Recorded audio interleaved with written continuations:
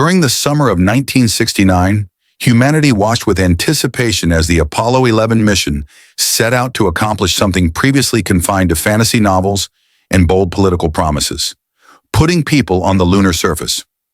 America, deeply entrenched in Cold War tensions and racing against the Soviets, viewed this expedition as far more than a scientific endeavor.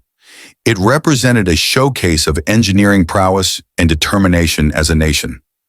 3 astronauts were selected for this groundbreaking expedition: Neil Armstrong, a pilot celebrated for his composed accuracy; Edwin "Buzz" Aldrin, a specialist in orbital rendezvous and space maneuvers; and Michael Collins, who would pilot the command vessel Columbia while maintaining it in orbit around the moon.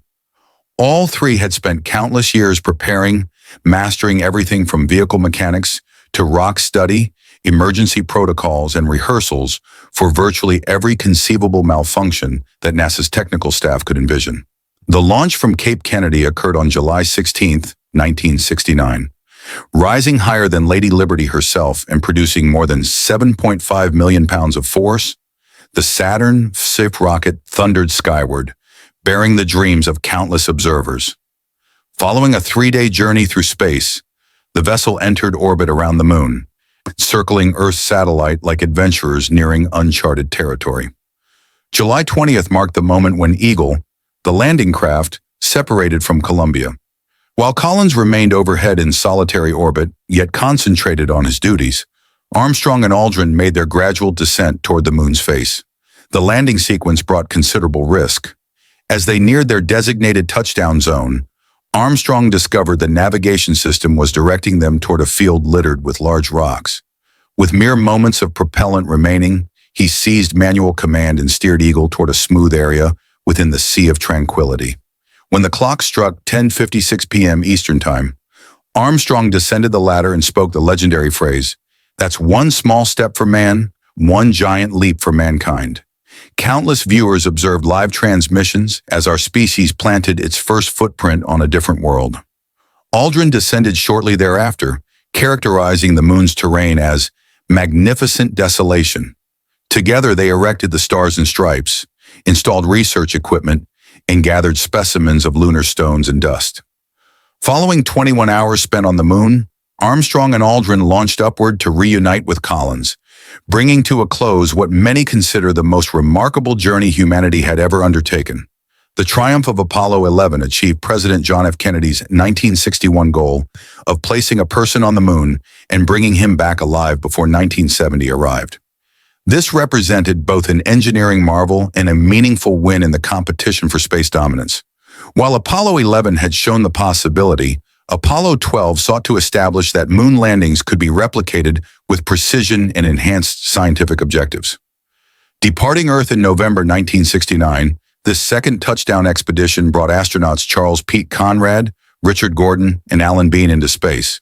The goals for Apollo 12 were demanding: achieve a precise touchdown close to a predetermined location and execute comprehensive scientific work while on the surface. Mission leader Conrad was recognized for his wit and self-assurance, characteristics that prepared him well for the challenges of discovery. Bean, who piloted the landing craft, possessed a deep appreciation for both art and science, interests that would eventually shape how he portrayed the moon in his artwork. Gordon stayed in orbit overhead, managing the command vessel Yankee Clipper. The departure itself came close to catastrophe. Within moments of leaving the launch pad, electrical discharge hit the Saturn V vehicle, disrupting communications and causing warning signals throughout mission control. Rapid decision-making by ground controllers and Conrad's calm demeanor rescued the expedition. Equipment was restored, and Apollo 12 resumed its journey toward the moon. November 19 saw Conrad and Bean steering their landing craft Intrepid down to a site in the ocean of storms. Illustrating NASA's advancing skill in lunar navigation, Conrad brought Intrepid to rest within mere hundreds of meters from Surveyor 3, an automated probe that had touched down on the moon 24 months prior. This accurate touchdown proved that upcoming expeditions could zero in on particular zones of research value with certainty. Throughout their surface excursions, Conrad and Bean gathered geological specimens, installed a collection of research instruments called the Apollo Lunar Surface Experiments Package, ALSEP, and actually remove components from the Surveyor 3 probe to examine on Earth. Their lunar stay featured not just research but also playful exchanges. Conrad, considerably more compact than Armstrong, remarked when touching the moon, "Whoopee! Man, that may have been a small one for Neil, but that's a long one for me." Apollo 12 came home without incident, establishing that Apollo 11's achievement wasn't an isolated event, but rather the start of a fresh chapter in lunar discovery. Now that accurate landings were achievable, NASA could direct upcoming expeditions toward geologically varied locations, broadening our species' knowledge of the moon's origins and composition. Lifting off in April 1970, Apollo 13 was meant to achieve the third moon touchdown. The astronauts, James Lovell, Jack Swigert, and Fred Hayes, stood ready to study the Framaro Highlands, a geologically compelling area of the moon. However, rather than marking another advance in lunar study, Apollo 13 transformed into a dramatic survival narrative that pushed NASA's problem-solving abilities to their breaking point. 48 hours into the flight, while the vessel traveled toward the moon, an oxygen container in the service section burst open with a blast that shook the entire cabin. Alert indicators illuminated, electrical capacity plummeted, and the vessel's equipment started malfunctioning in sequence. Swigert's composed yet alarming communication to Mission Control captured the situation. "Houston, we've had a problem." The blast devastated the service section, cutting off the astronauts' oxygen supply, electrical power, and propulsion capability. Landing on the moon became impossible. The expedition transformed from discovery to emergency response. Ground personnel in Houston and the space travelers had to create solutions on the fly. Aquarius, the landing craft initially built to sustain 2 people for 48 hours, turned into a rescue vessel for 3 individuals for almost 96 hours. Conserving water supplies, withstanding frigid temperatures, and fighting increasing carbon dioxide concentrations, the astronauts depended on creativity and self-control. In perhaps the most celebrated instance of emergency engineering, NASA personnel on Earth figured out how to modify rectangular command vessel filters to match the circular ports of the landing craft's equipment, utilizing just the restricted materials present aboard. Using adhesive tape, plastic containers, and cardboard sheets, the space travelers constructed the improvised apparatus that preserved their existence. Getting back to Earth demanded accurate course adjustments. Lacking the primary propulsion system, the space travelers needed to employ the landing craft's minor thrusters to navigate their damaged vessel around the moon and toward Earth. Every firing needed to occur with pinpoint accuracy to guarantee they wouldn't bypass Earth's atmosphere completely. April 17 marked Apollo 13's safe ocean landing in the Pacific. Although it failed to touch the moon, the expedition earned recognition as a successful failure. It proved the toughness of the space travelers, the intelligence of NASA personnel, and the remarkable collaboration that converted impending disaster into success. Apollo 13 showed the world that venturing into space carried inherent risks, yet also that human creativity could prevail against impossible circumstances. The aftermath of Apollo 13 hung heavily over Apollo 14, which departed in January 1971. NASA had to demonstrate it could still achieve safe moon touchdowns and accomplish valuable research. The astronauts selected for this expedition were Alan Shepard, America's inaugural space traveler, Stuart Roosa, who would pilot the command vessel, and Edgar Mitchell, who would pilot the landing craft. For Shepard, Apollo 14 represented personal vindication. 10 years before, he'd been prohibited from flying due to an inner ear condition following his pioneering Mercury journey in 1961. Now medically cleared for missions, he was intent on leaving his legacy on lunar discovery. The expedition encountered its share of obstacles. Connecting the command vessel, Kitty Hawk, with the landing craft, Antares demanded several tries, and the landing craft registered technical warnings while descending. Yet Shepard and Mitchell persevered, touching down in the Framaro area, the exact location planned for Apollo 13. Their lunar activities stressed geological study more intensely than previous missions. NASA desired genuine scientific results, not merely lunar footprints. Shepard and Mitchell retrieved almost 43 kilograms of moon matter and installed sophisticated experiments to measure seismic movements, solar particles, and the moon's magnetic properties. Notwithstanding the mission's gravity, Shepard introduced a lighthearted moment into moon history. Producing an improvised 6-iron he'd secretly brought along, he hit 2 golf spheres across the moon's terrain, remarking that one traveled miles and miles and miles. It was a meaningful act, merging our species' playful nature with the harsh emptiness of a foreign world. Apollo 14 rebuilt trust in the Apollo initiative following Apollo 13's close call. It signaled a shift toward more scientifically demanding lunar expeditions, preparing the groundwork for the closing and most ambitious Apollo ventures. Departing in July 1971, Apollo 15 marked a fresh stage of lunar discovery, extended stays, improved mobility, and intensified scientific concentration. The astronauts, David Scott, Alfred Worden, and James Irwin, were assigned to study the Hadley Apennine area, a location of remarkable geological variety. Apollo 15's distinguishing feature was the debut of the Lunar Roving Vehicle, or moon buggy. This battery-driven vehicle increased the space travelers' reach substantially, enabling them to journey kilometers away from the landing craft and transport greater quantities of stones and gear.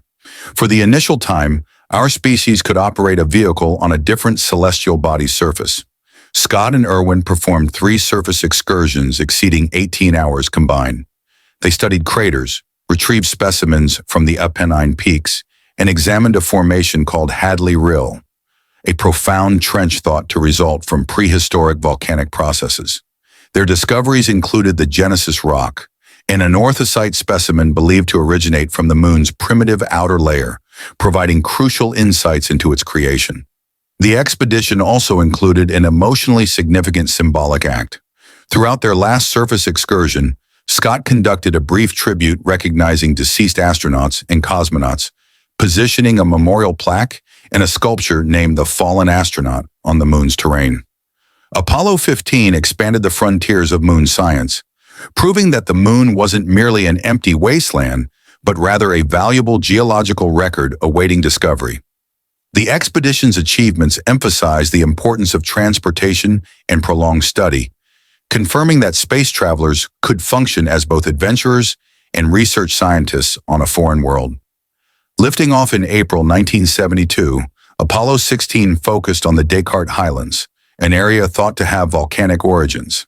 The astronauts, John Young, Charles Duke, and Thomas Mattingly, confronted one of the most technically challenging expeditions to date. Soon after achieving lunar orbit, a problem with the command vessel's propulsion system risked canceling the touchdown. Ground-based engineers labored intensively to confirm the issue wouldn't stop the landing craft from departing the surface. Following anxious hours of problem-solving, the expedition moved forward. Young and Duke brought the landing craft Orion down in the rough highlands.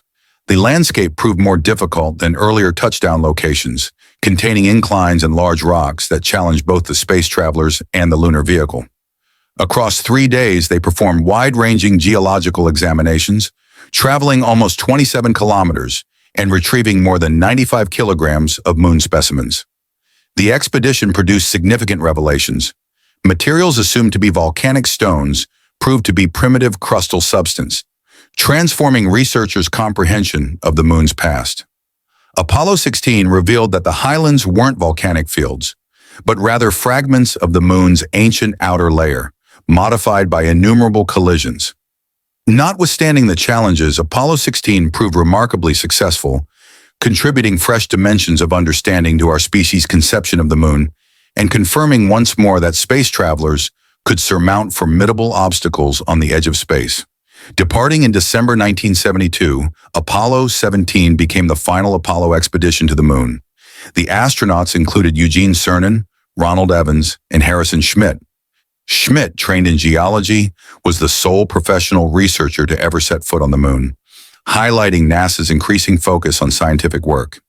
Their touchdown location in the Taurus-Littrow Valley merged steep terrain with geologically valuable materials. Cernan and Schmitt remained more than 3 days on the moon's face, performing the most extended surface excursions of the Apollo initiative and operating the lunar vehicle across more than 35 kilometers. The specimens they retrieved featured orange-tinted dust, proof of prehistoric volcanic processes. Schmitt's background as a geologist enabled the astronauts to choose specimens with extraordinary accuracy, substantially enhancing research understanding of the moon's history. Serving as expedition leader, Cernan became the final individual to depart the moon's surface. Prior to ascending the ladder back into the landing craft, he spoke words expressing both accomplishment and optimism. Our species would come back, and the drive to explore would persist. Apollo 17 concluded an epic of human space discovery, unequaled in boldness and accomplishment. Within slightly more than 3 years, 6 expeditions had transported 12 individuals to the moon, obtained 382 kilograms of moon matter, and revolutionized our comprehension of Earth's closest companion. The Apollo initiative transcended being merely a sequence of space journeys. It proved what our species could accomplish when motivated by aspiration, rivalry, and teamwork. It propelled scientific knowledge forward, created groundbreaking technologies, and motivated entire generations to imagine possibilities beyond Earth's limits. Starting with Neil Armstrong's initial footstep and ending with Eugene Cernan's closing remarks, Apollo narrated a chronicle of bravery, revelation, and the persistent chase of the unexplored. Although no person has stepped on the moon since 1972, Apollo's influence keeps shaping space discovery, directing fresh expeditions that seek to bring our species back to the moon and further.